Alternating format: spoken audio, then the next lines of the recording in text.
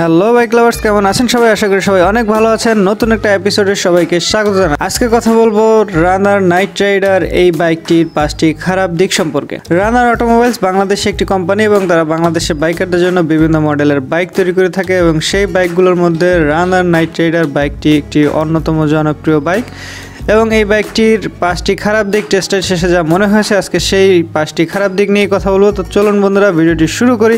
আর শুরু করার আগে যে বাইক লাভার্সগুলো এখনও চ্যানেলটিকে সাবস্ক্রাইব করেননি তারা অবশ্যই সাবস্ক্রাইব করবেন এবং পাশে থাকা বেল আইকনটি প্রেস করবেন। আর যারা অলরেডি সাবস্ক্রাইব করেছেন তাদেরকে thank you so much.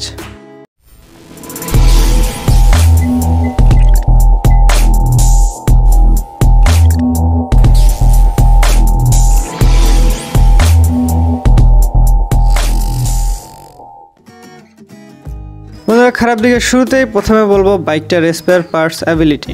Runner automobiles বাংলাদেশে একটি কোম্পানি হওয়ার সত্ত্বেও এই বাইকটির স্পেয়ার পার্টস অ্যাবিলিটি খুব বেশি ভালো আমি বলবো না। রানার নাইট রাইডার যারা শহর কিংবা ঢাকা সিটির মধ্যে যারা রাইড করছেন তারা এই বাইকের স্পেয়ার পার্টস শোরুম থেকে অথরাইজড ডিলার থেকে কালেক্ট করতে পারলেও যারা এই বাইকটি গ্রাম অঞ্চলে কিংবা শহর থেকে দূরে কোথাও রাইড করেন তাদের এই বাইকটার স্পেয়ার পার্টস বডি কিট বিভিন্ন জিনিসের জন্য খুব ভোগান্তির শিকার হতে হয়, কারণ এই স্পেয়ার পার্টস অ্যাবিলিটিটা একটু কম। এর সবচেয়ে বড় এবং প্রধান কারণ হচ্ছে এই বাইকটির সেল কম হওয়ার কারণে এইটার ইম্পোর্টাররা এর স্পেয়ার পার্টস ইম্পোর্ট করে কম। যেহেতু বাইক কম সেই ক্ষেত্রে পার্টসও অ্যাবিলিটি কম হওয়াটাই স্বাভাবিক। তবে সেই ক্ষেত্রে অবশ্যই রানারের দৃষ্টি আকর্ষণ করব তাদের প্রত্যেকটা জেলা শহরে যে শোরুমগুলো রয়েছে তাদের পার্টসের অ্যাবিলিটিটা আরও বেশি ভালো হলে রানার বাইকের প্রতি মানুষের আরও আস্থা তৈরি হবে। 2 নম্বরে যে খারাপ দিকটি মনে হয়েছে বাইকটার রেয়ার সাসপেনশন।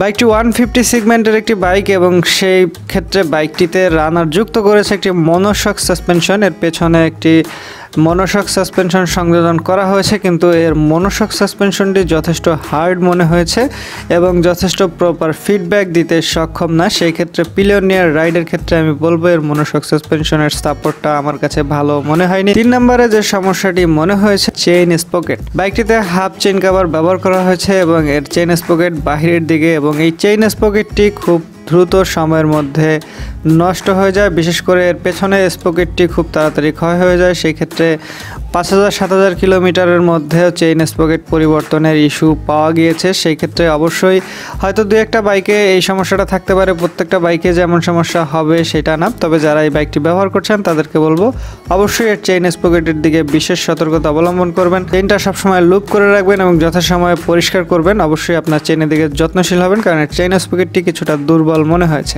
বাইকের 4 নম্বর যে সমস্যাটি মনে হয়েছে রেয়ার ব্রেক রেসপন্স। বাইকটার সামনে একটি ডিস্ক ব্রেক এবং পেছনে ড্রাম ব্রেক ব্যবহার করা হয়েছে। এর সামনের সাসপেনশন এবং সামনের ব্রেক থেকে ভালো রেসপন্স পাওয়া গেলেও এর পেছনের যে রেয়ার ব্রেকটা রয়েছে সেই ব্রেকের রেসপন্সটা হাই স্পিডে বিশেষ করে 70-80-র পরে এর রেয়ার ব্রেকের রেসপন্সটি টেস্ট রাইডে আমার কাছে ভালো মনে হয়নি। বাইকের 5 নাম্বার এবং সর্বশেষ যে সমস্যাটি মনে হয়েছে বাইকটার রেয়ার ব্রেক লিভার।